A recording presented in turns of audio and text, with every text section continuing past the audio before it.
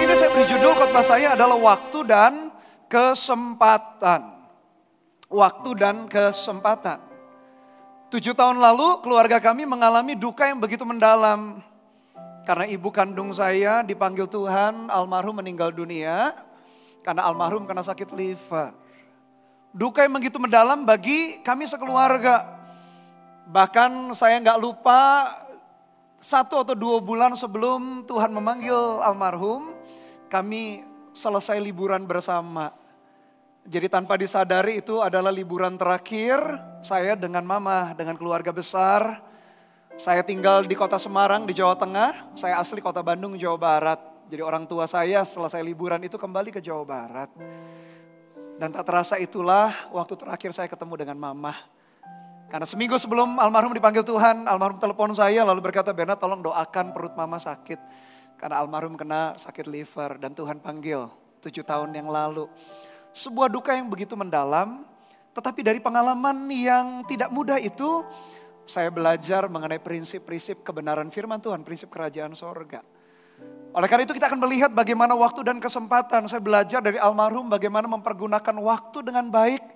Sehingga kesempatan-kesempatan yang datang daripada Tuhan, almarhum itu tidak sia-siakan. Bapak Ibu Saudara, kita tahu bahwa tidak selamanya kita akan hidup di atas muka bumi. Satu saat nomor urut panggilan kita dipanggil oleh Tuhan, nomor urut itu usia kita.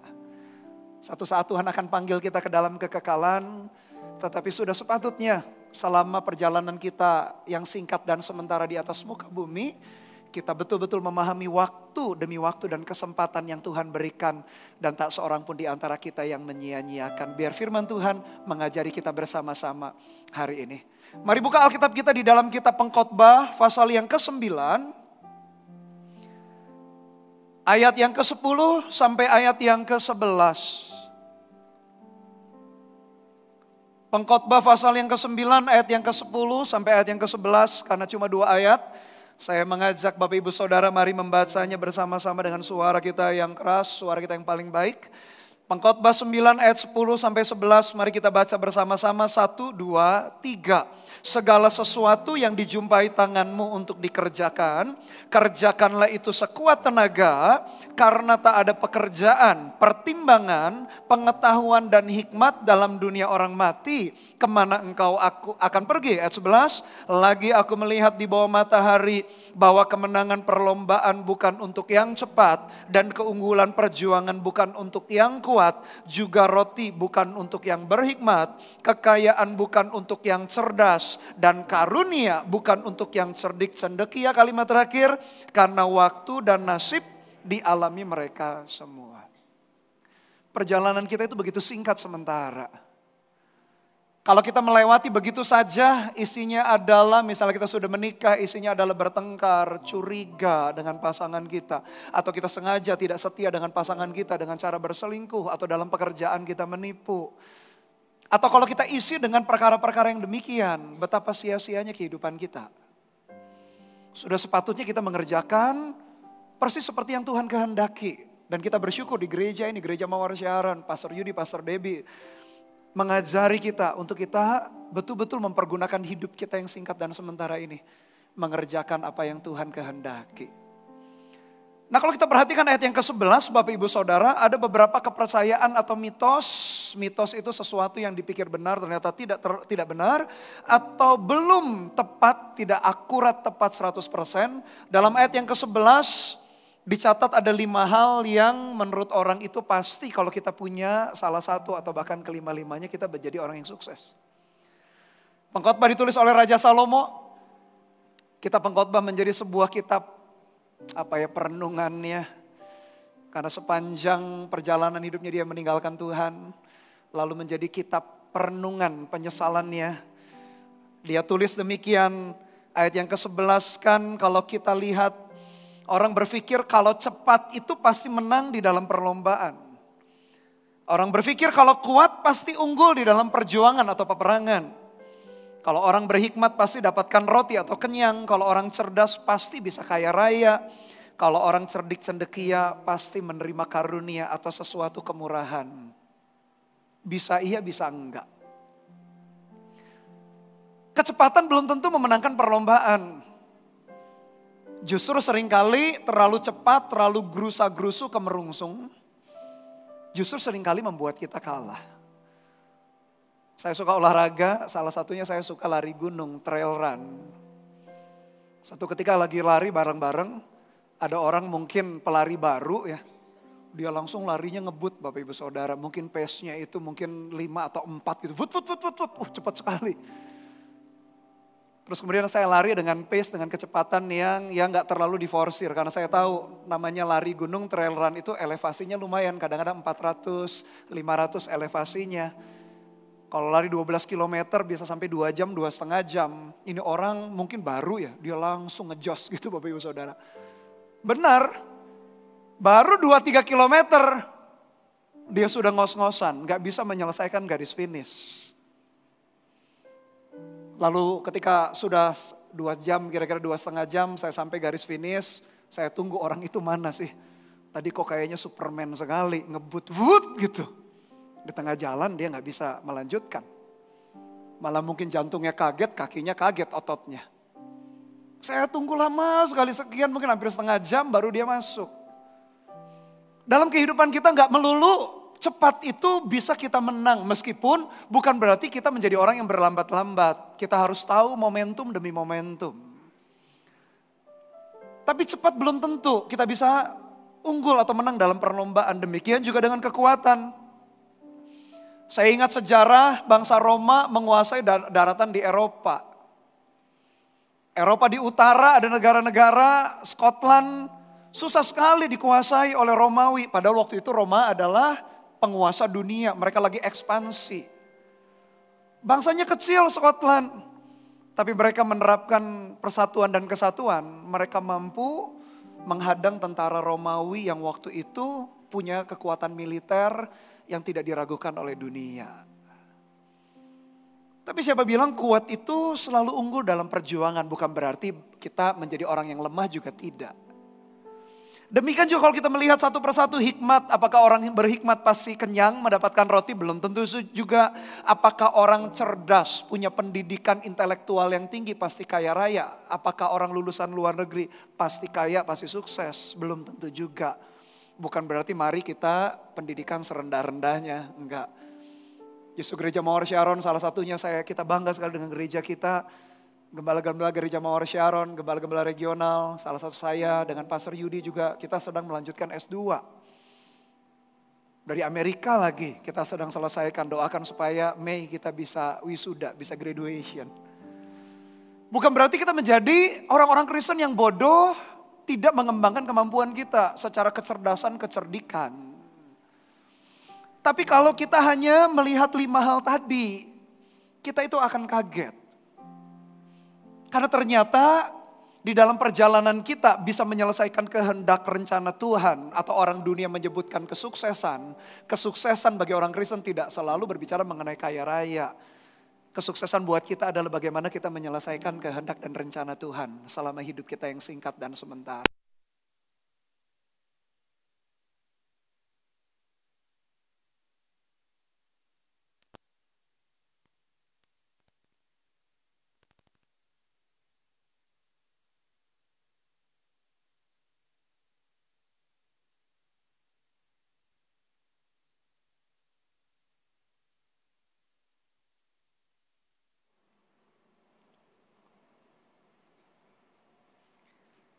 Cek. Oke. Gak apa-apa baru soalnya gedung baru ya CDB. Puji Tuhan. Nah kalau kita melihat 5 hal tadi, apakah kita berpikir kita menjadi orang yang sukses dan berhasil? Ingat ternyata Alkitab kita mengajar di dalam kalimat yang terakhir ayat yang ke-11 dikatakan karena waktu dan nasib dialami mereka semua.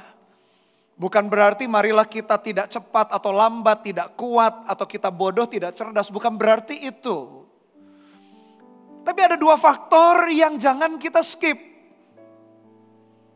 Penulis pengkhotbah Raja Salomo berkata karena waktu dan nasib. Di dalam Alkitab kita, kalau kita suka bahasa Inggris, Alkitab bahasa Inggris, versi Amplified Bible, Banyak versi bahasa Inggris, salah satunya adalah Amplified Bible. Dikatakan, but time and chance happen to them all. Ada time and chance atau chance.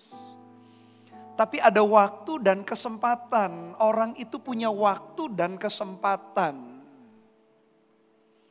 Memang betul 5 faktor tadi perlu kita bangun dalam hidup kita sebagai anak-anak Tuhan. Supaya keluarga kita berhasil, pekerjaan kita berhasil, pelayanan kita pun berhasil. Dan sukses buat kita kan bukan standar dunia. Sukses buat kita adalah menyelesaikan kehendak dan rencana Tuhan. Di dalam area keluarga, area pekerjaan kita, pelayanan kita. Itu kan sukses buat kita. Standar orang percaya bukan menurut standar dunia. Ingat baik-baik Bapak Ibu Saudara. Ternyata semua manusia kita terkurung, terjebak di dalam namanya waktu. Tapi ada kesempatan, waktu dan kesempatan. Itu justru yang jangan kita skip lewat begitu saja. Karena kalau kita skip begitu saja, banyak hal yang Tuhan mau kerjakan di dalam hidup kita, tak bisa kita selesaikan. Kalau kita pelajari mengenai waktu, waktu bagi saya adalah salah satu aset termahal yang dimiliki oleh manusia. Kenapa? Karena jumlah waktu itu sama semua manusia punya 1 kali 24 jam. Waktu tak bisa diputar ulang, habis secara otomatis. Bahkan waktu itu bisa ditukarkan dengan apapun. Jadi seperti kalau kita punya aset di tangan kita itu menjadi liquid aset. Waktu bisa ditukarkan dengan apapun juga dalam hidup kita. Waktu bisa ditukarkan dengan kesehatan. Caranya apa? Kita beristirahat, kita berolahraga. Waktu bisa kita tukarkan dengan kecerdasan. Caranya apa? Ya tentu saja belajar Bapak Ibu Saudara. Waktu kita bisa tukarkan dengan kebahagiaan di dalam keluarga. Caranya adalah kita spend time waktu dengan istri, dengan suami kita, dengan anak-anak kita.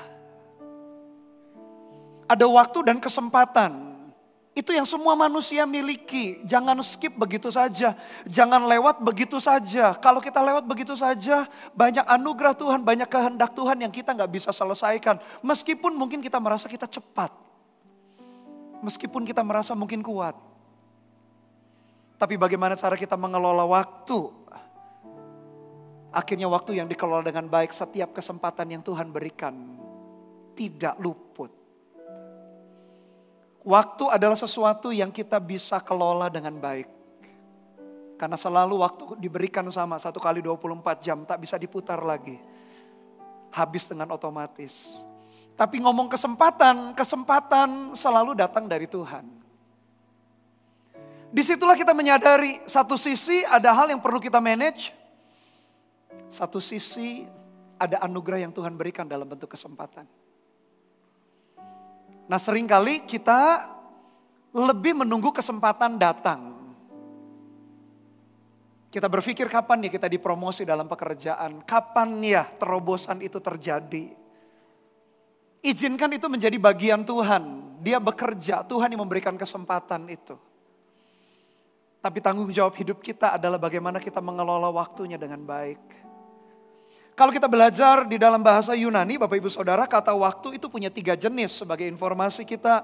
Tapi dari sini kita bisa belajar. Yang pertama dipakai kata kronos.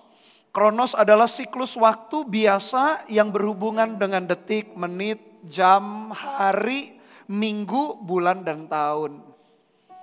Jadi kronos ini waktu yang linear yang selalu ada digunakan untuk menunjukkan jangka waktu tertentu. Kata yang kedua dalam bahasa Yunani dipakai kata aion. Aion itu menunjukkan periode waktu yang lama sekali atau waktu yang tanpa batas, kekekalan. Dipakai untuk menjelaskan waktu sejak penciptaan dan berakhir dengan kedatangan Kristus yang kedua kalinya. Tapi yang ketiga, waktu dalam bahasa Yunani menggunakan kata kairos. Menunjukkan periode waktu tertentu yang mengacu kepada kesempatan dan momentum yang khusus yang tidak bisa datang kedua kalinya. Dalam hidup kita selalu ada waktu dan kesempatan. Orang selalu menunggu jenis waktu yang ketiga yang namanya kairos. Kairos adalah momentum yang Tuhan beri. Terobosan dalam pekerjaan, promosi. Waktu dan kesempatan seperti tangan kiri dengan tangan kanan. Cinta saja gak boleh bertepuk sebelah tangan, betul ya Bapak Ibu Saudara. Ada mungkin yang pernah merasakan cinta bertepuk sebelah tangan. Waktu dan kesempatan seperti tangan kiri dan tangan kanan yang harus akhirnya menghasilkan tepukan. Kesempatan membuat kita menyadari bahwa kita perlu melibatkan Tuhan dan Tuhanlah yang memberikan kesempatan demi kesempatan di dalam perjalanan hidup kita. Orang kadang-kadang menunggu kapan terobosannya terjadi, kapan mujizatnya terjadi, kapan promosi Tuhan lakukan, kapan breakthrough-nya. Orang sibuk menunggu kesempatannya, kairosnya. Tanpa menyadari waktu yang berjalan di tangan kiri kita. Tidak kita kelola dengan baik, dengan bijaksana. Bapak Ibu Saudara, oleh karena itu di dalam hidup kita, perjalanan hidup kita, kita harus mengerti. Waktu itu menjadi bagian kita untuk kita kelola dengan baik, dengan bijaksana. Karena kalau tidak, nanti kesempatan itu muncul, kita tak mampu menghandle-nya. Kita tak mampu mengelolanya dengan baik. Di dalam pekerjaan, termasuk dalam pelayanan, saya dipercaya oleh Pastor Philip untuk mengembalakan gereja-gereja di Provinsi Jawa Tengah. Lalu kita juga kan sedang di dalam perintisan gereja-gereja. Sebagai pemimpin jemaat, sebagai pemimpin para full timer. Selalu kami ini juga mencari orang-orang yang siap untuk akhirnya kita rilis atau menjadi dipercayakan untuk memegang sebuah gereja di sebuah kota.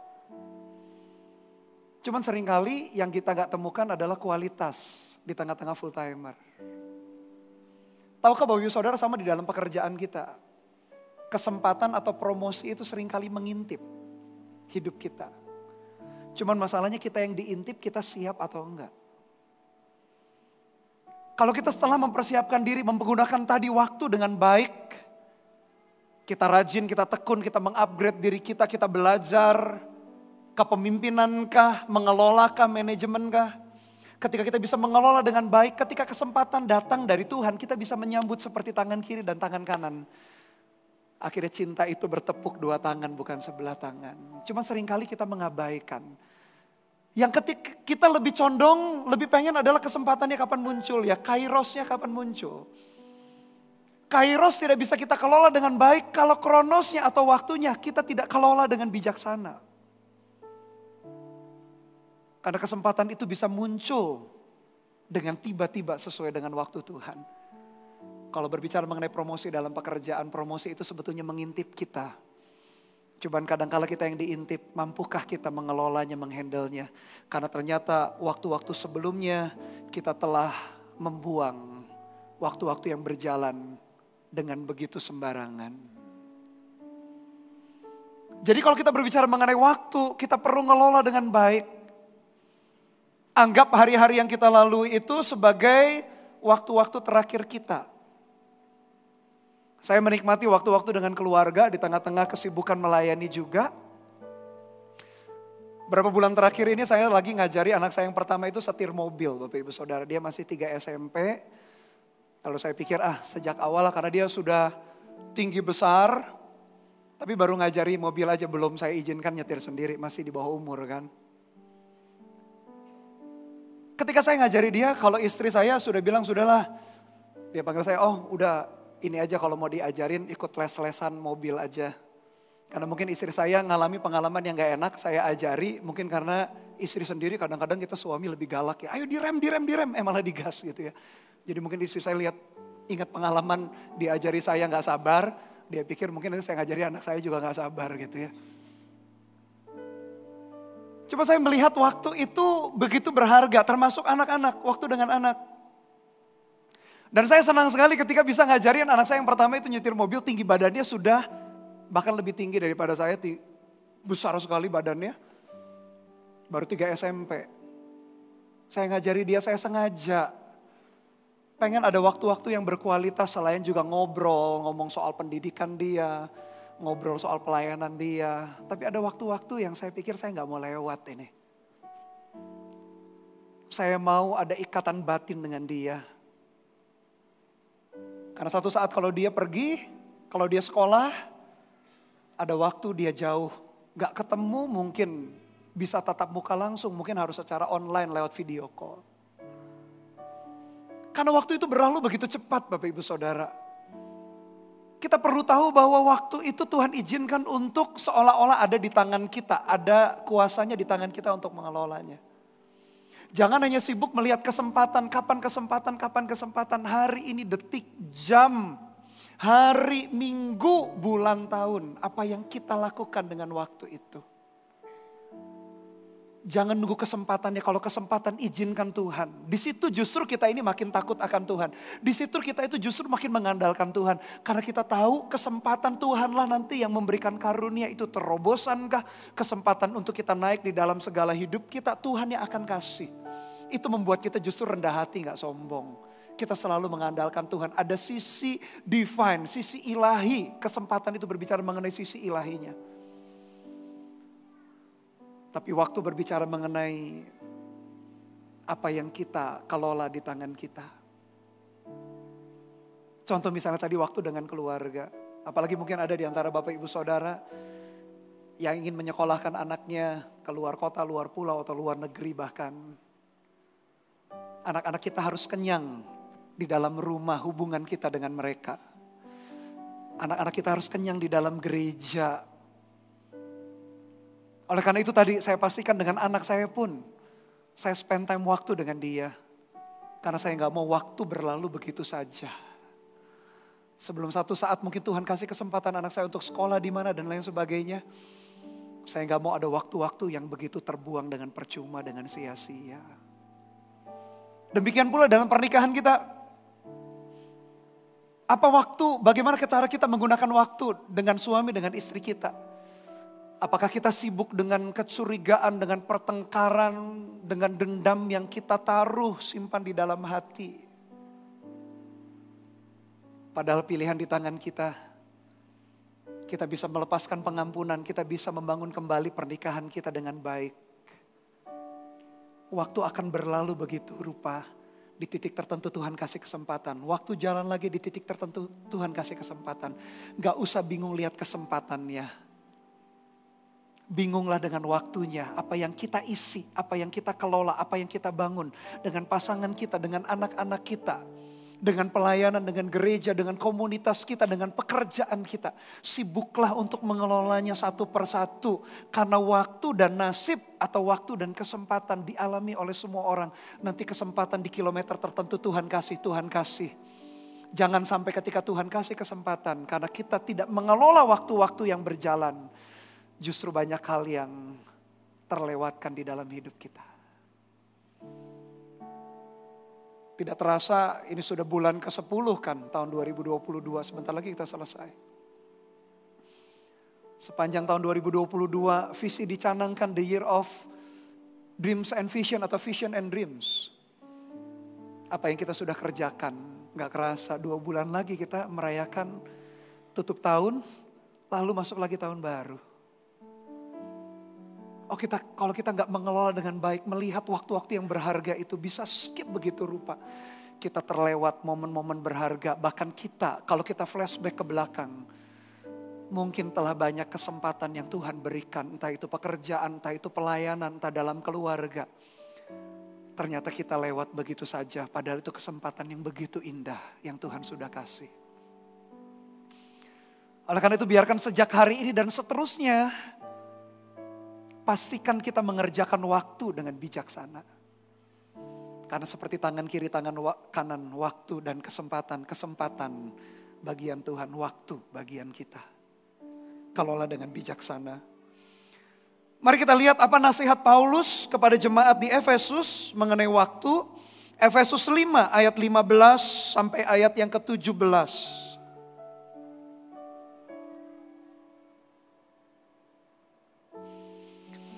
Efesus 5 ayat yang ke-15 sampai ayat yang ke-17. Karena itu perhatikanlah dengan seksama bagaimana kamu hidup. Janganlah seperti orang bebal tetapi seperti orang arif. Dan pergunakanlah waktu yang ada karena hari-hari ini adalah jahat. Sebab itu janganlah kamu bodoh tetapi usahakanlah supaya kamu mengerti kehendak Tuhan. Di dalam Alkitab bahasa Inggris versi Amplified Bible, Efesus 5 ayat 15 dan 16 dikatakan demikian, look carefully then how you walk, live purposefully and worthily and accurately. Not as the unwise and witless, but as wise, sensible atau intelligent people. Ayat 16, making the very most of time, buying up each opportunity because the days are evil. Perhatikan ayat yang ke-15, live purposefully, worthily, and accurately. Bahkan Paulus pun mengajar kepada jemaat di Efesus. Kalau ngomong soal waktu, anggap itu tangan kiri, kesempatan anggap tangan kanan, karena harus bertepuk dua tangan. Paulus bahkan mengajarkan ada 3 nilai, ada 3 hikmat untuk kita menggunakan waktu. Yang pertama adalah purposefully atau dengan betul-betul, dengan tujuan, dengan purpose yang jelas bahkan. Karena waktu kita bisa skip begitu rupa. Harus punya tujuan yang jelas. Karena kalau tidak Bapak Ibu Saudara, detik berubah jadi menit-menit, jam-jam, hari. Tiba-tiba kaget kita sudah tua saja. Tadi di awal saya cerita mengenai 7 tahun lalu duka yang mendalam buat keluarga. Saya belajar dari seorang ibu, dari seorang mama. Mama saya pendidikannya bahkan gak sampai SMA. Almarhum adalah ibu rumah tangga biasa. Tapi saya perhatikan cara hidupnya betul-betul purposefully. Seolah-olah pengalaman itu baru kemarin. Kebiasaan yang dilakukan oleh almarhum setiap pagi. Almarhum bangun jam 4, jam 5 pagi. Lalu di dalam ruang keluarga itu berlutut di sofa dalam ruang keluarga. Lalu nyanyi lagu-lagunya gereja zaman mama gitu. Setelah itu bersyafaat. Saya ingat selalu almarhum tuh rajin sekali berdoa. Nama suaminya disebut, nama anak-anaknya disebut. Betul ya kayak lagu ya, di doa ibuku namaku disebut. Dan saya merasa saya hari ini jadi hamba Tuhan. Hari ini juga bisa menyelesaikan kehendak dan rencana Tuhan meskipun belum selesai kan. Saya merasa itu hasil doanya mama. Oleh karena itu kenapa tadi di awal saya cerita soal perjalanan atau duka yang mendalam itu. Karena saya belajar banyak dari almarhum. Ibu rumah tangga biasa, bukan pemimpin perusahaan mungkin, bukan seorang full timer di gereja. Tapi seorang yang menjalani kehidupan sehari-harinya begitu purposefully. Sudah bangun pagi, doa saat teduh pribadi. Kalau hari ini kan kita sebutnya saat teduh pribadi. Berdoa syafaat. Lalu selesai itu menyiapkan makanan buat suaminya, buat kami anak-anaknya. Setelah itu mengerjakan ini dan itu. Kemudian saya ingat almarhum itu rajin sekali melayani. Bahkan ketika di ibadah penghiburan, saya akan diminta keluarga untuk bercerita sedikit soal mama. Lalu pendetanya itu cerita. Mama itu sejak muda merintis gereja. Ternyata spirit itu juga turun dalam hati saya. Saya pun merintis gereja sejak SMA kelas 3 bersama dengan rekan-rekan sekolah waktu itu. Saya belajar seorang ibu biasa, tapi hidupnya betul-betul punya tujuan yang jelas. Sehingga di akhir ibadah penghiburan itu ratusan orang datang, puluhan karangan bunga dikirimkan, padahal kembali tadi mama saya ibu rumah tangga biasa. Tapi ternyata kepergian almarhum ditangisi oleh begitu banyak orang. Saya belajar dari seorang ibu bagaimana purpose. Almarhum punya purpose yang jelas. Perjalanan hidup kita pun Bapak Ibu Saudara kita harus punya tujuan yang jelas. Kalau enggak waktu itu berlalu begitu rupa. Padahal di setiap kilometer kesempatan tadi kembali Tuhan kasih kesempatan ini kesempatan itu. Apakah kita punya tujuan yang jelas? Apalagi gereja ini tahun 2022 kita berbicara mengenai the year of dreams and vision and dreams. Mimpi dan penglihatan berbicara mengenai tujuan. Apakah kita punya tujuan yang jelas dalam pernikahan kita, membesarkan anak-anak kita, dalam keluarga kita, dalam keuangan kita, di dalam pekerjaan kita, dalam bisnis atau karir kita, dalam pelayanan kita. Apakah kita punya tujuan yang jelas? Kalau tidak, waktu itu akan berlalu begitu saja. Dan di lain sisi Tuhan itu kasih kesempatan demi kesempatan buat kita untuk berkarya. Dan kita lewatkan begitu rupa karena kita tidak memiliki tujuan yang jelas. Mami kandung saya meninggal dunia tadi umur 67 tahun, almarhum meninggal. Tapi saya perhatikan sepanjang hidupnya. Begitu penuh atau menyelesaikan dengan tujuan demi tujuan Tuhan. Saya cerita kembali mengenai keluarga, saya 4 bersaudara. Orang tua kami pendidikan tidak tinggi. Tapi mereka mengatur hidup mereka begitu rupa. Ingin supaya anak-anaknya minimal semuanya punya gelar S1 semua. Dan karena tujuan itu, mungkin orang tua kita kondisinya kurang menguntungkan mungkin buat orang dunia.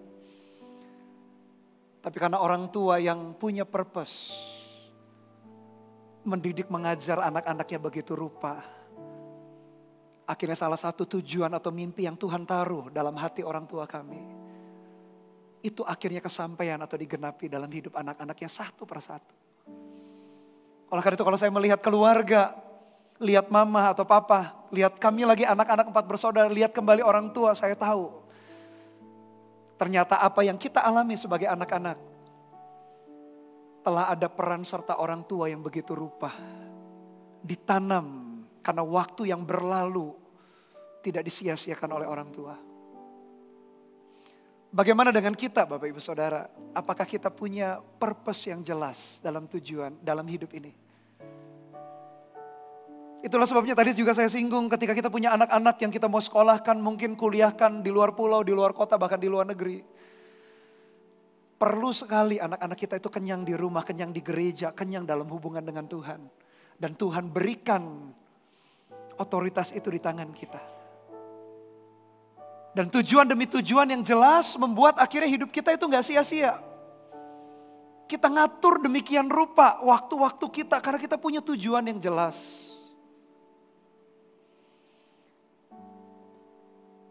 Tadi saya cerita kalau gembala-gembala, hampir semua gembala regional di GMS kan lagi S2.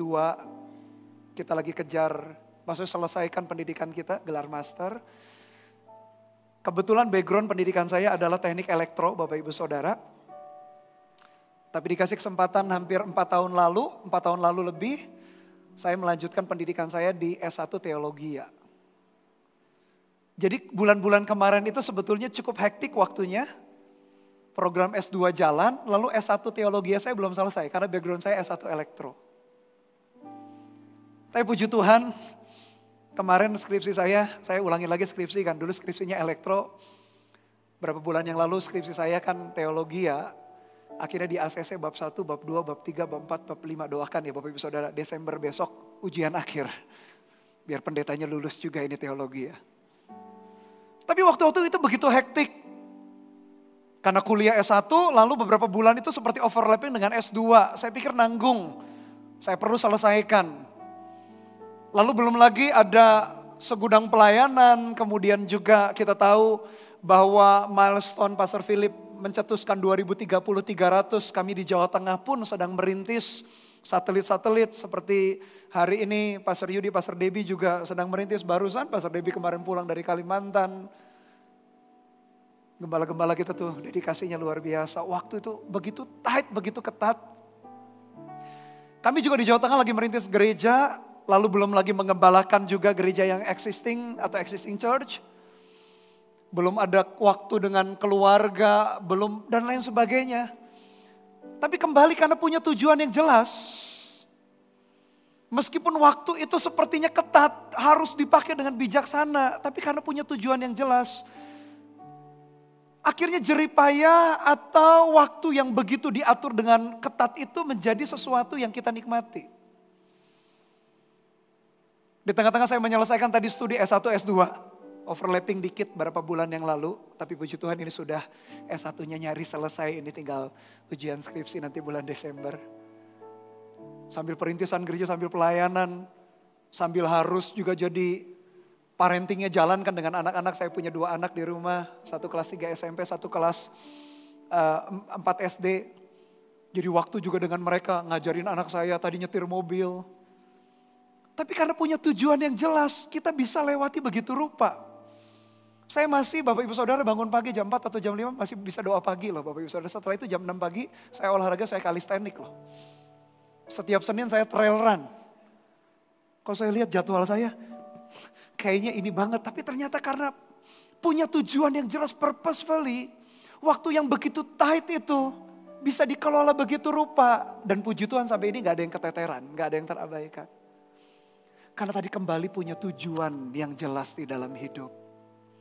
Sehingga kehidupan di tengah ketatnya jadwal tetap bisa enjoy. Tetap bisa menikmati. Waktu dengan keluarga, dengan pelayanan juga jalan. Studi masih lanjut, olahraga pun masih bisa dijalani. Karena purposefully. Kalau kita punya tujuan yang jelas, waktu gak akan berlalu begitu saja. Apalagi istilah sekarang katanya mager ya, malas gerak. Karena mungkin gak punya tujuan yang jelas. Sehingga kita isinya hanya apa? Nonton drama Korea lah gitu ya. Main game online, sibuk liatnya medsos aja. Waktu begitu lewat karena gak punya purpose. Di tangan kiri kita waktu sebelum kesempatan Tuhan kasih, sebelum cinta ini bertepuk 2 tangan. Waktunya perlu dikelola. Oleh karena itu Paulus mengajar kepada jemaat di Efesus. Karena ternyata jemaat di Efesus itu melihat waktu itu ya biasa saja. Bahkan mereka sibuk dengan hal-hal yang gak penting. Sehingga Paulus perlu mengajari, perlu menegur. Gunakan waktu dengan bijaksana. Bijaksana itu apa? Karena ada purpose. Temukan itu Bapak Ibu Saudara. Karena kalau tanpa menemukannya, kita akan kaget. Makin lama kita makin tua. Lalu ternyata kita akhirnya banyak kesempatan yang sudah lewat di masa lalu kita. Harus punya tujuan yang jelas. Yang pertama Paulus mengajarkan demikian. Yang kedua Paulus mengajarkan worthily. Worthily itu artinya sesuatu yang layak untuk diperjuangkan. Sesuatu yang berharga. Sesuatu yang berdampak, berguna. Saya punya keyakinan kalau Tuhan itu mendesain kita, menciptakan kita bukan hanya sukses berhasil untuk diri kita. Kita sukses berhasil untuk kita selesaikan kerajaan sorga supaya kita punya dampak bagi orang lain. Kalau Anda jeli melihat opening clip ibadah, kan itu suara gembala kita Pastor Philip kan, narasinya itu kan Pastor Philip. Lalu ada salah satu kalimat yang beliau katakan supaya menjadi berkat bagi bangsa-bangsa. Dan kalau Anda jeli ya, itu tuh tema khotbah bulanan kita. Yang Pastor Philip sampaikan itu dalam narasinya. Dan salah satu kalimat statement yang beliau katakan, supaya kita itu menjadi berkat bagi orang lain, menjadi berkat bagi bangsa-bangsa. Kita didesain demikian. Hidup kita gak boleh egois hanya untuk diri kita. Yang penting kita kaya, sukses dan berhasil. That's it, setelah itu selesai. Kita gak boleh begitu Bapak Ibu Saudara. Oleh karena itu kan beliau mencetuskan 2030-300. Oleh karena itu kita merintis gereja. Oleh karena itu kita melayani. Karena kita tahu hidup kita itu Tuhan desain. Untuk kita itu berdampak bagi orang lain. Berdampak bagi seseorang atau banyak orang. Kita berdampak bagi bangsa-bangsa. Bagi daerah demi daerah. Kita ngerintis sana ngerintis itu. Kalau dengar cerita Pastor Yudi, Pastor Debbie merintis di Kalimantan. Perjuangannya ya Ci Debbie ya. Dari satu tempat ke tempat lain gak mudah. Tapi itu tetap diperjuangkan. Karena kita tahu bahwa Tuhan panggil orang Kristen, Tuhan panggil gereja kita, Gereja Mawar Sharon. Untuk berdampak berguna. Karena di sana sini, di samping kiri kanan kita banyak orang membutuhkan Tuhan. Kalau bukan gerejanya, kalau bukan Bapak Ibu Saudara sebagai jemaatnya meresponi. Menggunakan waktu yang ada, sesuatu yang berguna berdampak bagi orang lain. Siapa lagi yang bisa meresponi tujuan kerajaan sorga? Hidup kita itu singkat sementara. Jadilah berkat bagi orang lain. Berdampaklah bagi seseorang. Beberapa bulan yang lalu di gereja Semarang, gereja yang saya gembalakan, ada satu keluarga, mereka mengalami tekanan berat, terutama suami istrinya. Ya. Lalu akhirnya karena menemukan jalan buntu, waktu itu belum jemaat gereja Mawar Sharon. Menemukan jalan buntu, akhirnya apa? Si suami istri sepakat mau bunuh diri, massal dengan keluarganya, anak-anaknya pun akan minum racun bersama-sama. Karena sudah merasa hidup sudah gak ada jalan keluar, mereka stres. Sudahlah lebih baik akhiri hidup bersama-sama. Anak-anak gak tahu, anak-anak mereka masih kecil. Tapi heran sekali, tapi bukan sesuatu, pastilah itu anugerah Tuhan lah. Entah bagaimana caranya ketemu dengan jemaat gereja Mawar Sharon, jemaat kita di Semarang. Ngobrol, lalu diajak ke CG. Dan di CG pertama kali itu, sepasang suami istri ini mengalami lawatan Tuhan.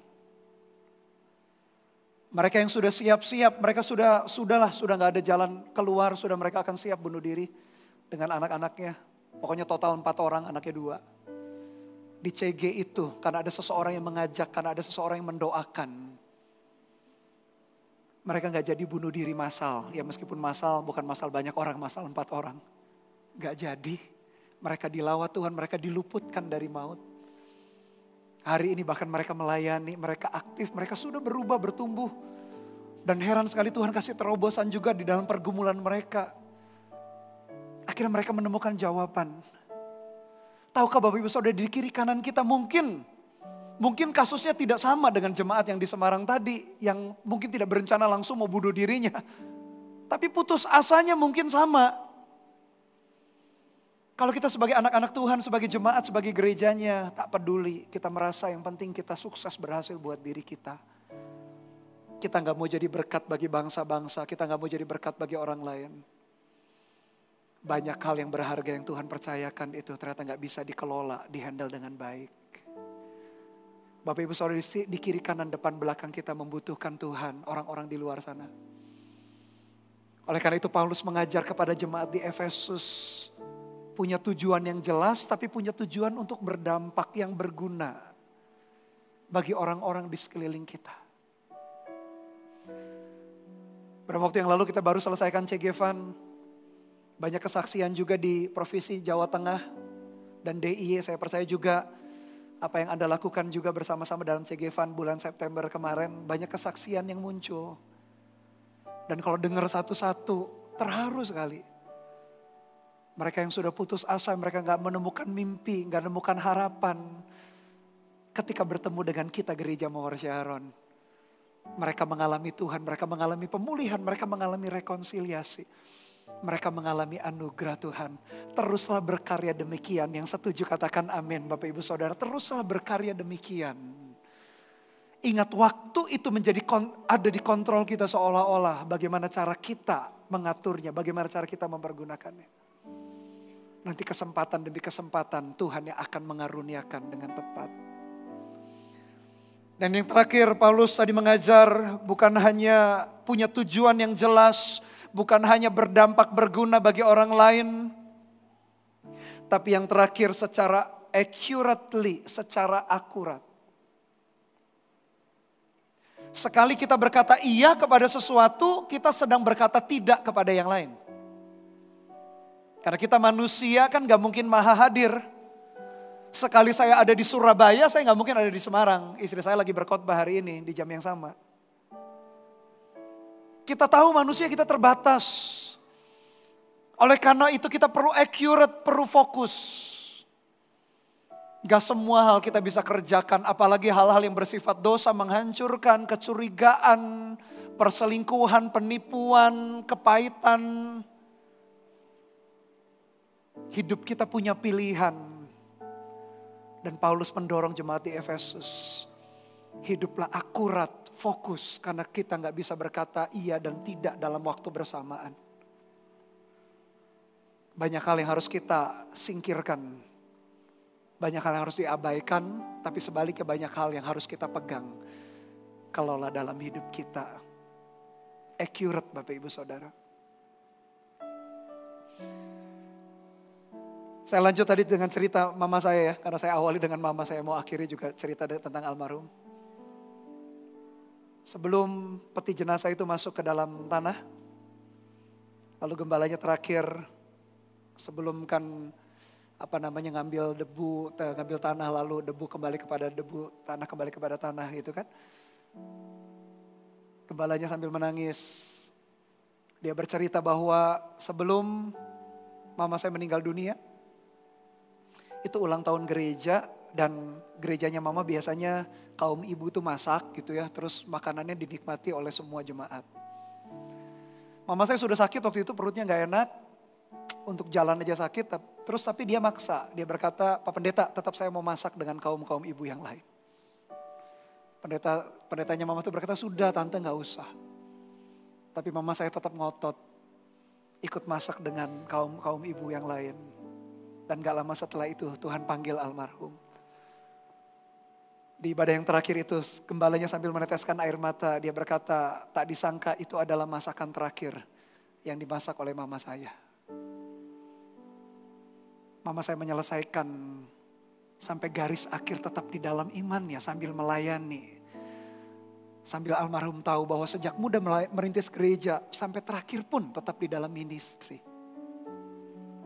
Begitu accurate, begitu fokus. Tidak membiarkan hal-hal yang lain memberatkan hidupnya. Hal-hal lain itu maksudnya ya dosa, keributan dalam keluarga dan lain sebagainya. Almarhum tidak mengizinkan itu membebani hidupnya. Hidupnya seolah-olah ringan, bukan ringan tanpa masalah. Tapi almarhum accurate sampai tuntas, sampai selesai. Bagaimana dengan kita, termasuk saya yang masih hidup? Dari sepanjang waktu dan kesempatan ada 3 aplikasi penerapan yang sederhana. Yang saya mendorong kita melakukannya bersama-sama. Tentu saja yang pertama, mari pergunakan kronos atau waktu itu dengan bijaksana Bapak Ibu Saudara. Yang kedua, aplikasinya berarti peka terhadap kairos atau kesempatan dari Tuhan. Meskipun kita gak perlu nunggu-nunggu kapan kesempatan dari Tuhan datang, kelolalah waktu dengan bijaksana. Yang ketiga, lakukan semuanya dengan segenap hati. Kalau itu yang kita kerjakan, saya yakin hidup kita yang singkat dan sementara, kita gak pernah sia-siakan. Kita akan selesaikan setiap rencana kehendak Tuhan. Waktu dan kesempatan itu membawa kita menyelesaikan sampai tuntas, finishing well, finishing strong. Yang mau kasih tepuk tangan sekali lagi buat Tuhan kita. Haleluya.